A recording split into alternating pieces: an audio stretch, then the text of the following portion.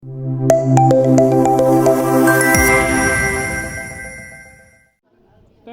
video.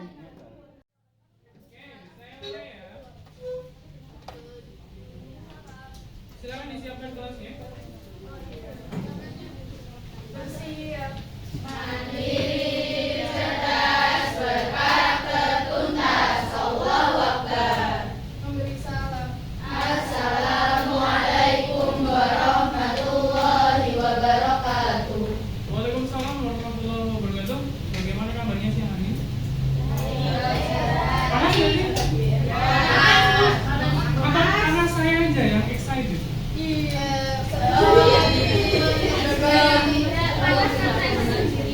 Atau AC-nya yang nggak bekerja dengan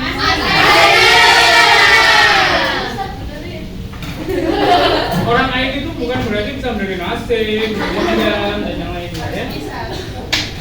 Bisa insya Allah. Tapi bukan ranah saya untuk memperbaiki AC. Saya bukan tukang AC. Coba. Ini bukan tes ya. Nah, kita ada materi baru. Materi yang sebelumnya pernah saya kasih bocoran ketika di awal perkenalan ajaran baru. Salah satunya adalah tentang KA atau kecerdasan artifisial. Kalau bahasa kalian mungkin AI. Kalau kata Spotify, Gemini.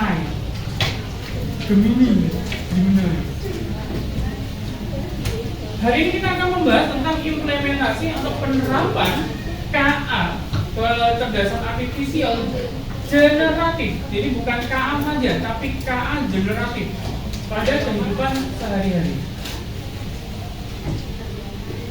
Sebelum kita masuk ke materi, kalian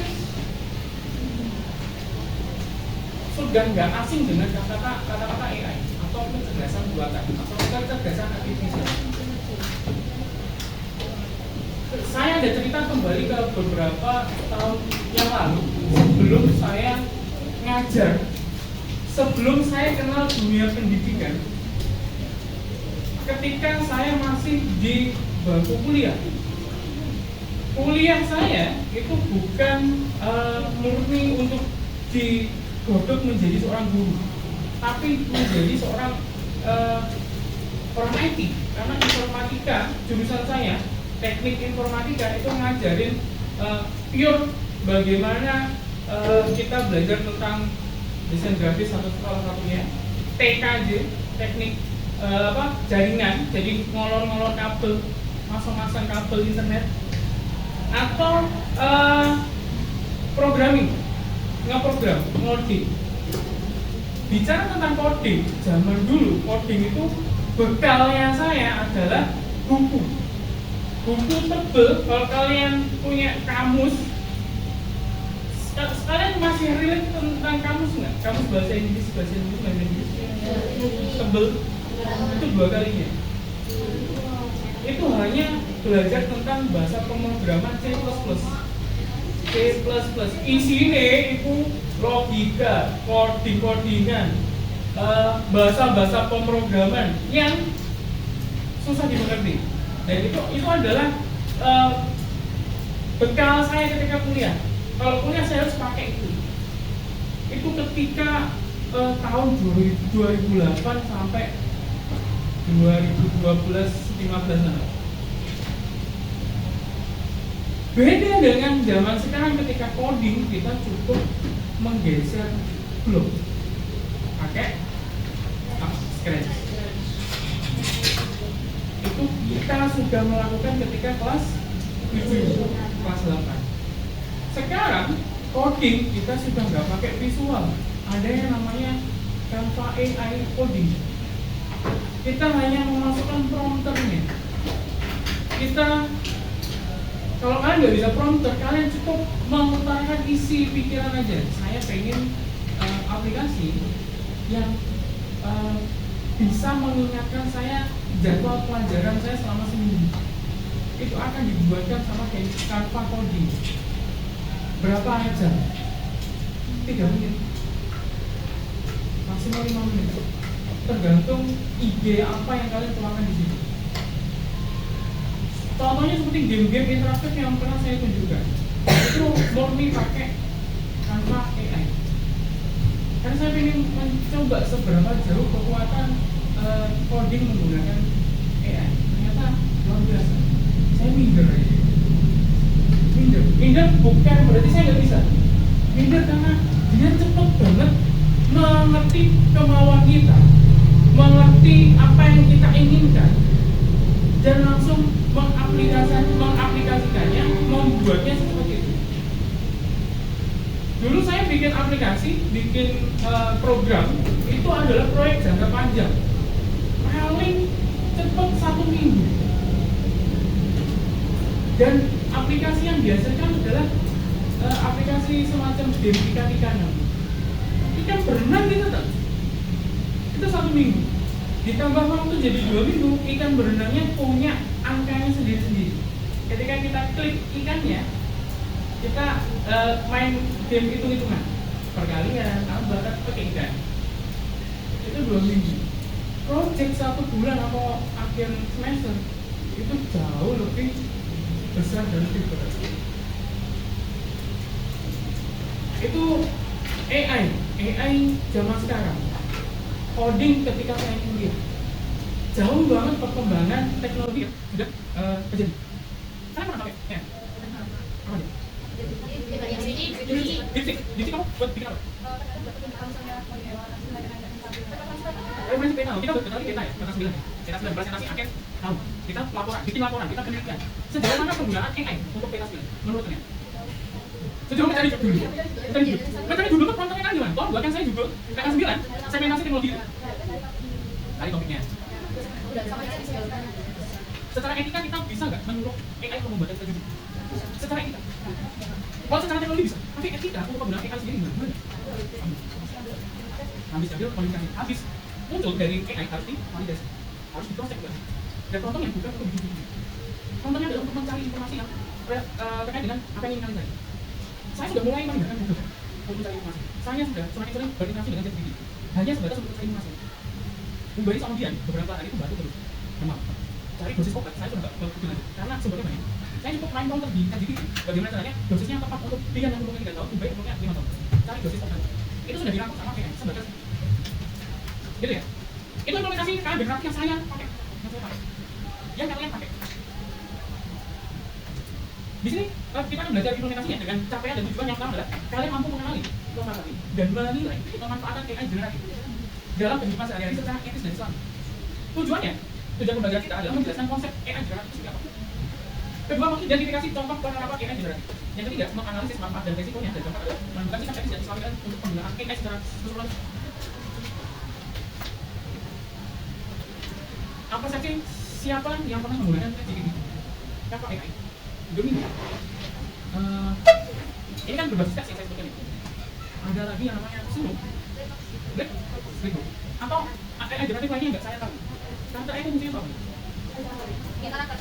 Bikin karakter. Pakai proses. Pakai apa? Oh, jadi ada yang harus input gitu ya? Ada lagi? Katanya Jupyter itu AI buatannya gimana? Ada lagi? Apa kalian nggak ada? Sebenarnya saya sudah menggunakan AI, apa saya nggak sadar? Beta. Kalian tanya apa beta di bahasa? Ya, beta itu masih banyak batasannya, nggak bisa kita ajak ngobrol. Jadi kan kalian bisa terus mention beta, apa tanya kita? Saya sering gitu sama teman-teman. Ada istilah apa gitu? Ini istilah bahasanya bahasa dulu bawa populer. Kayak gitu. Kan kalau nanti kali ini ditimbali sama apa itu? Mention beta ya lah. Tapi beta itu punya keterbatasan, nggak bisa ngajak ngobrol kan berarti ada interaksi dua arah. Saya ngajak ngobrol A, dia jawab B, lanjut C, urut dan berkesinambungan. Itu yang hanya bisa dilakukan sekarang oleh ChatGPT. Saya belum baca GP. Gemini, Meta, ketika kita ngobrol tentang topik selesai, kita mention lagi topik yang atas, dia nggak relate, dia nggak punya memorinya. Kamu belajar ChatGPT itu, saya suka ini. Saya nggak perlu repot-repot mengulangi dari awal. Saya cukup mention satu topik tertentu, dan dia akan menggali memorinya. Tapi ChatGPT itu lompat ketika mengolah data. Gambar itu lama. Beda dengan Gemini ya. Ngomongin Gemini ya, orang yang di Spotify, Gemini. Itu tetap untuk memproyeksi gambar. Kayaknya seberapa jauh kalian menggunakan beberapa ini? Dalam sehari kan berinteraksi berapa lama dengan AI? Beneran? Tapi kan punya face recognition, face wajah, pakai wajah. Itu salah satu bentuk sederhana dari AI. Kalian nge-unlock wajah face ID itu sederhana dari AI. Yang kalian dolanan TikTok, on filter itu AI. Video filter kok untuk voting. Ada untuk awalnya lebih cantik, lebih ganteng. Itu kan bentuk sederhana dari AI. Jadi matang. Kalian nggak sadar kalau itu AI. Kita masuk ke materi. Konsep dasar AI generatif merupakan cabang kecerdasan buatan yang mampu menciptakan konten baru, baik itu berupa teks, gambar, musik maupun video, dengan meniru pola dari data yang telah dipelajari. Secara umum, cara kerjanya adalah AI ini belajar dari data, training dulu. AI itu mempelajari pola, struktur, dan gaya data dalam jumlah besar. Kedua adalah menganalisis permintaan atau prompter kalian.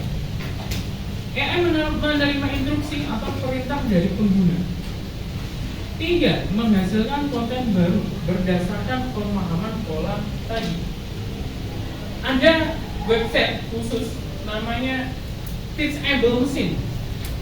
Nanti kita coba. Teachable Machine ini website khusus di mana kita mengajari satu mesin untuk mengenali wajah, untuk mengenali pola tertentu. Jadi kita mengajarinya itu dengan cara mengupload banyak data yang sama. Misal saya mau bikin Face ID saya sendiri, maka saya akan mengupload foto saya dari berbagai sudut pandang. Atau mau mendeteksi ini tumbuhan apa, bunga apa, ini hewan apa, maka mesinnya, teachable mesinnya harus kita beri pelajaran, beri data yang banyak. Nggak cukup 1 sampai 10, ratusan sampai ribuan. Jika ingin datanya benar-benar valid. Konsep dasar AI generatif itu ada beberapa output. Yang pertama teks, kalian bisa bikin artikel, bikin puisi, meringkas, bikin coding. Di jenis gambar kalian bisa bikin ilustrasi, desain, foto buatan, atau kalau bahasa kerennya deepfake ya, memalsukan foto maupun video. Musik kita bisa bikin melodi, aransemen, dan bikin lagu itu sendiri. Seperti yang saya contohkan. Saya pernah kasih tahu lagu 9 yang saya bikin hanya sepersekian menit. Kayak kita nggak perlu khawatir tentang hak cipta lagu ya, kita bikin lagu sendiri aja. Di output video kita bisa bikin animasi, simulasi, dan konten visual. Video itu video zaman sekarang itu menurut saya cukup mengkhawatirkan. Menakutkan, ngeri banget. Sekelasnya Ustadz Hadi Hidayat iso dodolan pinjol, iso promo judi online. Ustadz Hadi Hidayat ngomong padahal. Tapi secara etika dan logika kita paham bahwa itu palsu. Kalau kalian sering berinteraksi dengan video, dengan editing dan yang lain, kalian akan tahu pergerakan yang nggak normal, abnormal dengan pergerakan yang biasa. Dalam refleksi dalam konteks AI sendiri merupakan anugerah Allah melalui akal dan kreativitas manusia. Betul ya? AI nggak tercipta dengan sendirinya.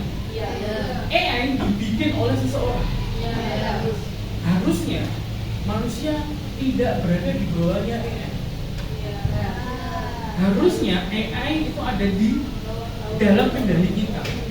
Dengan catatan penggunanya atau kita harus diarahkan pada kemaslahatan atau kebaikan, kemanfaatan, dan keberlanjutan.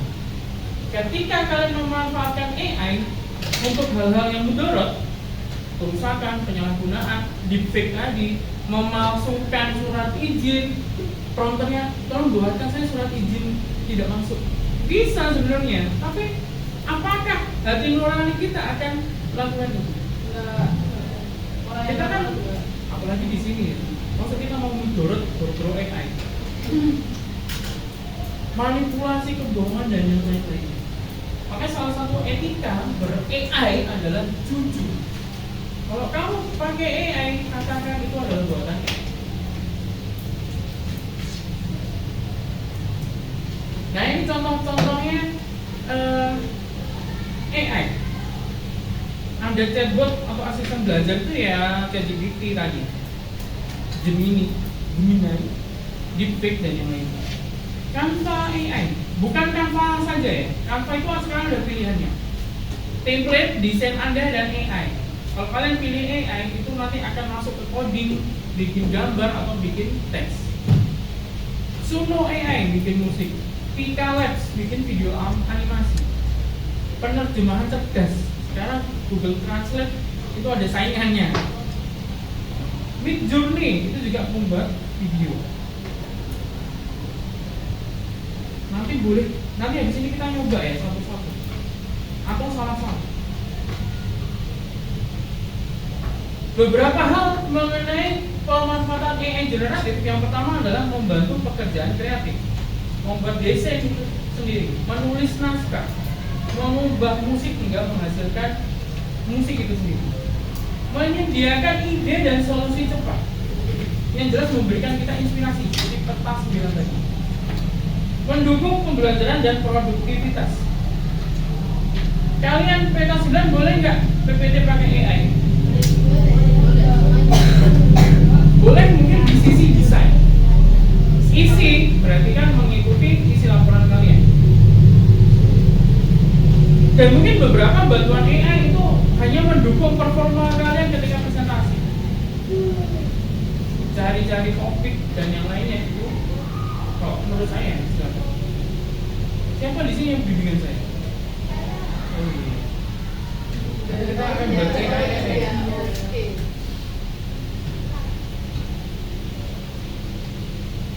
Ketika ada pemanfaatan AI, maka ada resiko dan tantangan yang harus kita hadapi. Resikonya sudah jelas adalah hoax dan deepfake. Konten palsu dapat menyesatkan, merusak reputasi hingga memicu konflik. Seperti ketika di kemarin ada beberapa konten AI yang menyesatkan, yang mengundang provokasi. Itu berita-berita hoax kenceng banget ketika demo yang bikin kita sampai belajar di rumah. Di Jakarta itu banyak berita-berita yang bertebaran menyesatkan. Salah satunya saya sempat melihat ada video kerusuhan, tapi itu nggak terjadi. Hanya potongan-potongan video AI deepfake. Kalau konten hoax, berita hoax itu juga banyak. Ada yang konten hoaxnya ini untuk provokasi, untuk menggiring massa biar hadir ketika ini. Dan tentunya di Mojokerto aman, nggak sampai terjadi kerusuhan. Plagiarisme dan hak cipta.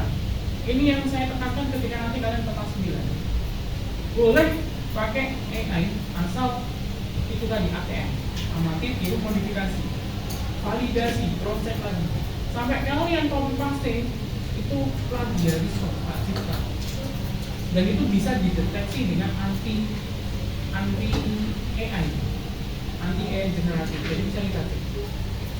Menghasilkan karya boleh,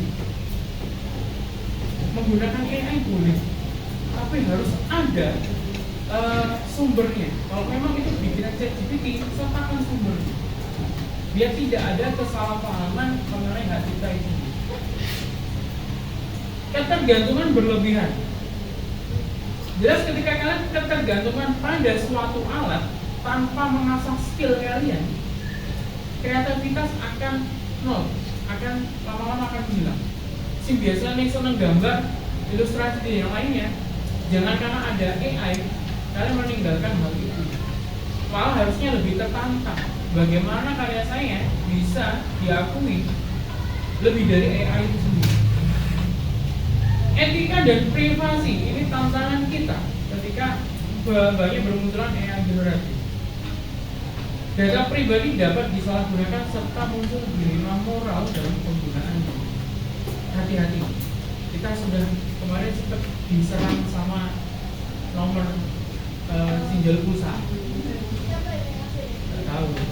Bisa jadi kan dia memanfaatkan hal-hal seperti itu tentang privasi data kita yang banyak banget atau mudah banget sekarang diakses orang.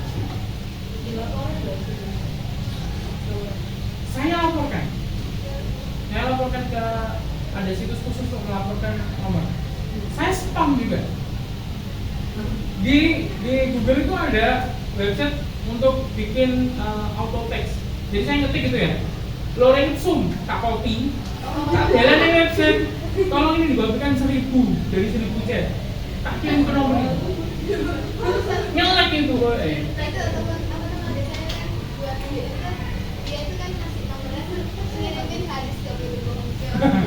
Iya, harusnya gitu ya. Jadi insaf sekalian. Tapi kan dia kena ini, spam ini. Kelas 8 doang. 8. Udah nggak ada? Kenapa nggak di tag aja, Pak? Ya itu tak ada. Saya pakai ini.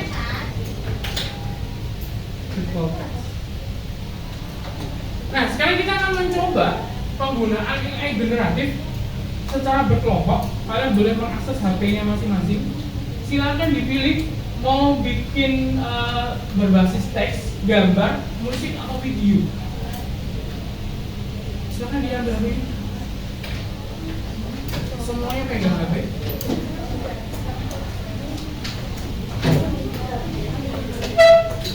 Lakukan nomor 1 dulu, eksperimen.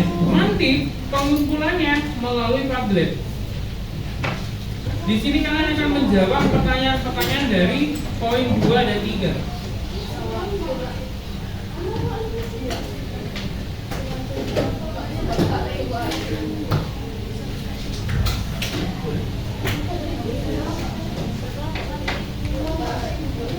Satu kelompok boleh mencoba macam-macam dan didiskusikan, nanti dikumpulkan hasilnya apa.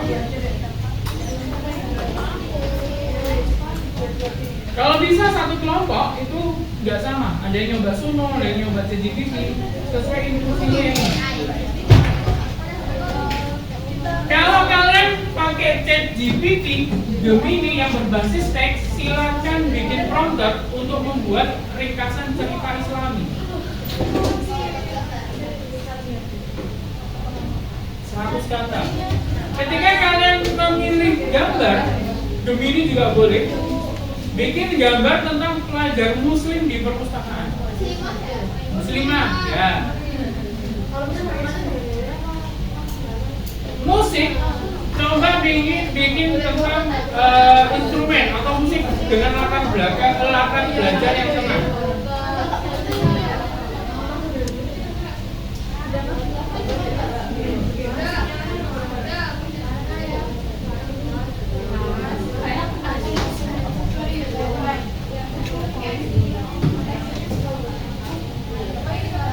Ada yang pakai musik?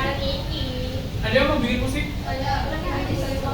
Silakan pakai Suno AI. Ada yang mau bikin video? Video? Satu kelompok? Jangan satu toh ya. Gambar boleh dulu.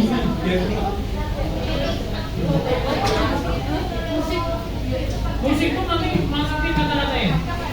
Buatkan musik dengan latar belajar yang tenang. Untuk latar belajar yang tenang. Kalau video boleh pakai Picales.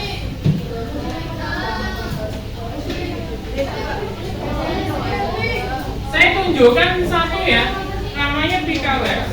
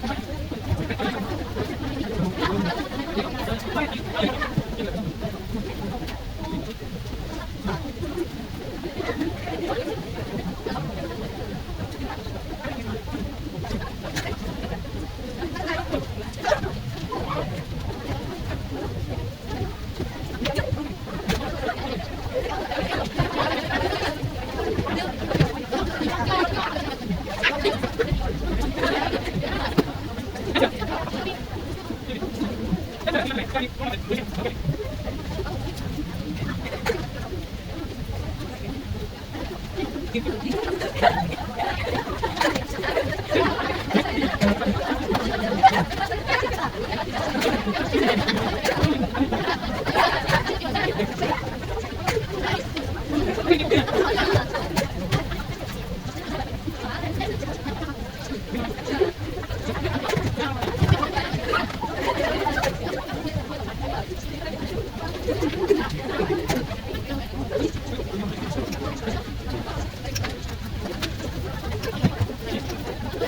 kelompok sudah ada yang mengumpulkan.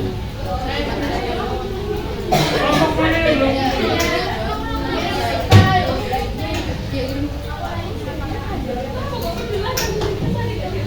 Beri judul nama ke kelompok tersebut biar saya bisa pilih.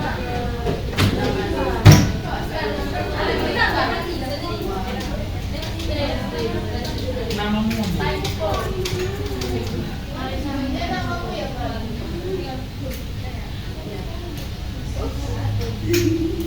Oke, itu namaku sekarang.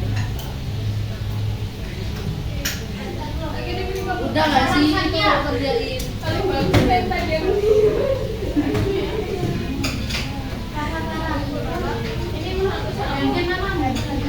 Jadi berapa? Jambat. Biasa ya, bisa. 100 kata doang.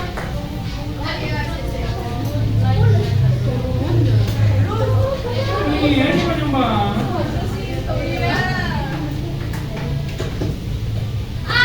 Putus sombong.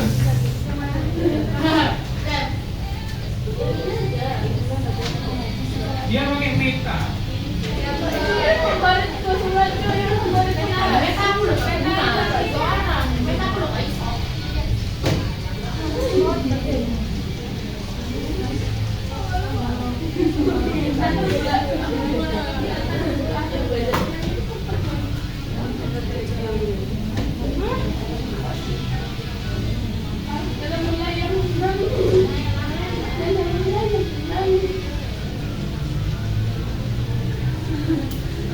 Silakan diisi pertanyaan selanjutnya. Ada kelebihan kekurangannya apa dari generatif yang kalian coba? Manfaat AI untuk kehidupan itu sendiri bagaimana? Dan resikonya apa ketika AI generatif yang kalian buat itu disalahgunakan?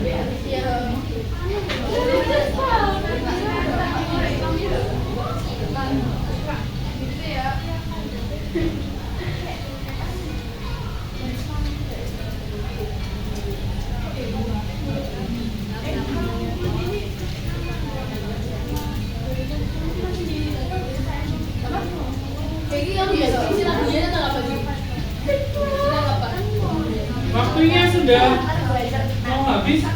Saya sambil menunggu kalian mengumpulkan. Halo. Hai. Waktunya sudah habis, tapi saya tetap buka pengumpulan karya yang kalian buat sambil menunggu. Saya minta ada satu anak saja yang mau menyampaikan.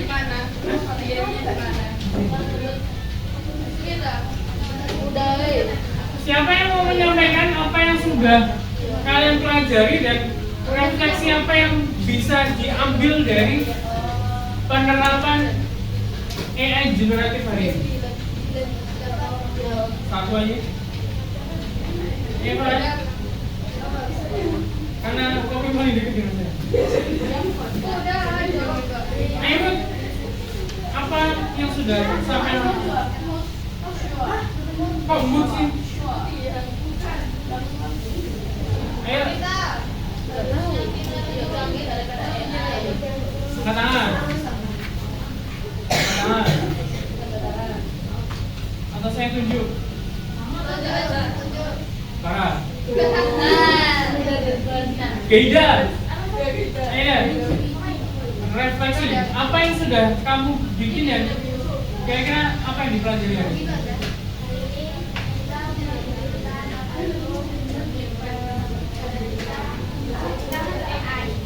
Etika ber-AI harusnya bagaimana? Menerapkan